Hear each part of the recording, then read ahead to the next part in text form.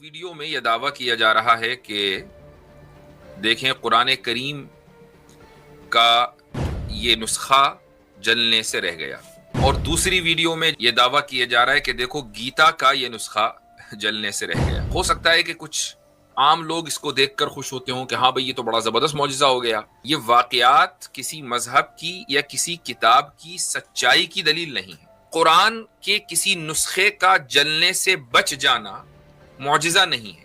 اگر واقعی یہ دلیل ہوتی قرآن کی سچائی کی، قرآن کی صداقت کی، تو نہ سویڈن میں اور نہ امریکہ میں اور نہ دنیا کے کسی دوسرے ملک میں کبھی بھی تاریخ میں کوئی شخص قرآن کی بے حرمتی کی نیت سے اس کے کسی نسخے کو جلا نہ پاتا۔ اس پورے واقعے میں دو طرح کی ویڈیوز سامنے آ رہی ہیں۔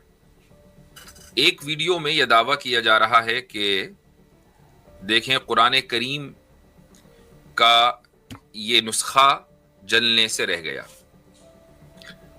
اور دوسری ویڈیو میں جس کو ظاہر ہے کہ گودی میڈیا کو پروموٹ کرنا ہی ہے، یہ دعویٰ کیا جا رہا ہے کہ دیکھو گیتا کا یہ نسخہ جلنے سے رہ گیا۔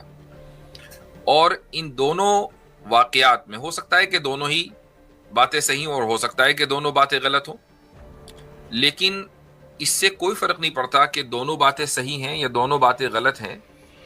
یہ واقعات کسی مذہب کی یا کسی کتاب کی سچائی کی دلیل نہیں ہے، اور اس لیے کم سے کم مسلمانوں کو اس چیز سے احتراز کرنا چاہیے، یعنی اس سے بچنا چاہیے۔ اور اس کی وجہ یہ ہے کہ ہو سکتا ہے کہ کچھ عام لوگ اس کو دیکھ کر خوش ہوتے ہوں کہ ہاں بھئی یہ تو بڑا زبردست معجزہ ہو گیا، کہ اتنا بڑا حادثہ ہوا ہے کہ پورا جہاز آگ کا شعلہ بن گیا اور ایک شخص کے علاوہ کوئی بھی انسان زندہ نہیں بچا، اور جو کچھ اس میں تھا وہ جل کر کوئلہ بن گیا، لیکن قرآن کا یہ نسخہ بچ گیا۔ اس کا مطلب یہ معجزہ ہے۔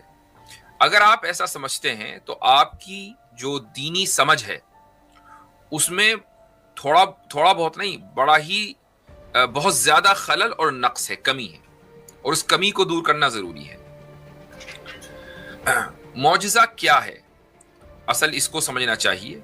معجزہ ایک ایسے ان یوزول ایونٹ کو کہتے ہیں جو کسی نبی کے ہاتھ پر ظاہر ہو، خصوصاً اس وقت جب کہ اس نبی کو چیلنج کیا جائے۔ یہ معجزے کی ڈیفینیشن۔ کرامت، ایک لفظ ہے کرامت۔ کرامت کسی ایسے ان یوزول ایونٹ کو کہتے ہیں کہ جو نبی کے ہاتھ پر ظاہر نہیں ہوتا، غیر نبی کے ہاتھ پر ظاہر ہوتا ہے، اور اس میں بعض مرتبہ اس غیر نبی کو یہ پتہ نہیں ہوتا کہ میرے ہاتھ سے کرامت ظاہر ہو رہی ہے۔ یہ کرامت کی ڈیفینیشن ہے۔ تو عام طور سے جو سوشل میڈیا پر ویڈیوز چل رہی وہ یہ کہ بھئی یہ تو قرآن کا معجزہ ہے۔ ایک تو قرآن خود معجزہ ہے، لیکن قرآن کے کسی نسخے کا جلنے سے بچ جانا معجزہ نہیں ہے۔ وہ اس لیے نہیں ہے کہ نبی موجود نہیں ہے، وہ اس لیے نہیں ہے کہ کسی نے چیلنج نہیں کیا۔ تو جب یہ معجزہ نہیں ہے تو اس کو معجزے کے طور پر دکھانا اور بیان کرنا یہ درست نہیں ہے۔ ہاں، اس طرح کا ایک واقعہ ہمیں سیرت میں ملتا ہے، وہ معجزہ ہے۔ واقعہ یہ ہے کہ جب رسول اکرم صلی اللہ علیہ وسلم اور آپ کے اہل خانہ کا مشرکین مکہ نے بائیکاٹ کیا، اور ایک وہ بائیکاٹ کوئی چھوٹا موٹا نہیں، بڑے لمبے عرصے چلا، اور مشرکین مکہ نے جتنے بھی وہاں خاندان اور قبیلے تھے انہوں نے آپس میں ایک معاہدہ کیا تھا بنو ہاشم کو بائیکاٹ کرنے کا، اور اس معاہدے کو کعبے میں لٹکا دیا تھا۔ کعبے میں اس لیے لٹکایا تھا تاکہ ہر قبیلہ اس کی پاسداری کرے کہ دیکھو بھئی یہ کوئی معمولی معاہدہ نہیں ہے، یہ معاہدہ ایسا ہے کہ ہمیں اپنے معبودوں کی مدد کرنی ہے۔ اور چونکہ سارے معبودوں کو بٹھا رکھا تھا کعبے کے اندر تو وہیں جا کر لٹکایا۔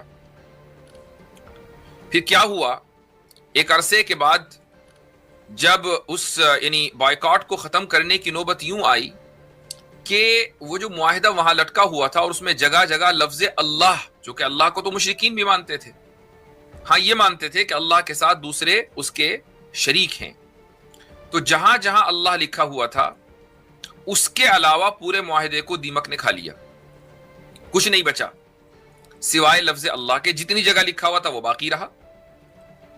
اب یہ معجزہ ہے، کیوں؟ اس لیے کہ نبی موجود ہیں علیہ الصلاۃ والسلام، اور آپ صلی اللہ علیہ وسلم کو باقاعدہ آپ کا بائیکاٹ کیا گیا اور دن رات یہ تانے دیے جا رہے ہیں کہ اپنی نبوت کو ثابت کرو اگر سچے ہو. یعنی چیلنج بھی موجود ہے. تو چیلنج بھی موجود ہے اور نبی بھی موجود ہیں. اب یہ جو واقعہ ہوا ہے اس کو معجزہ کہا جائے گا.